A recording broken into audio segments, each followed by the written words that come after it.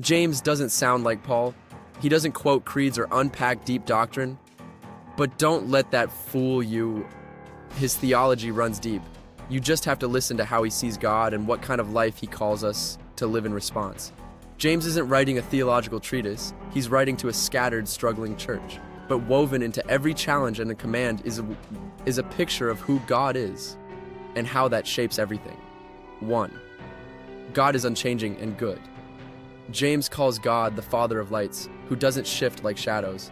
He gives generously without finding fault. Everything good comes from him, and there's no darkness in him. That's the starting point of James's theology. God is not fickle. He is faithful. 2nd, God is jealous and gracious. In chapter 4, James echoes a theme from the Old Testament. God longs for our full devotion. He's not casual about spiritual drift. But right alongside that, he gives more grace. God's holiness and his mercy aren't in tension.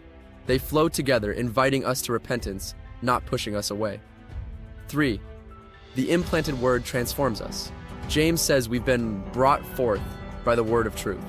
That same word, when received with humility, can save our souls. This isn't just a message we hear. It's a power that recreates us. God speaks, and we are born again. 4. Faith and works are not in competition. James doesn't deny grace. He assumes that faith begins with God's action, but he also insists that real faith must be lived. For James, salvation is a relationship. We're brought in by grace, and we continue to benefit in that relationship through loyal obedience, not to earn love, but to walk in it. 5. God's wisdom and law set us free. James calls it the perfect law that gives freedom and the royal law. He's not talking about legalism, he's talking about love. To walk in God's ways is not bondage, it's liberation, especially when we walk in wisdom that is pure, peaceable, full of mercy, and open to reason. 6. God is judge, and he is near. James speaks like someone who believes God isn't far off. He says, the judge is standing at the door.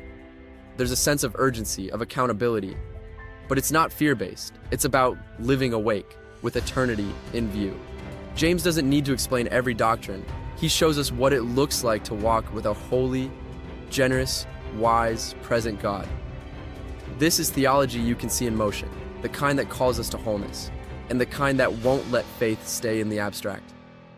Next up, what kind of book is this? Is it wisdom, prophecy, a letter?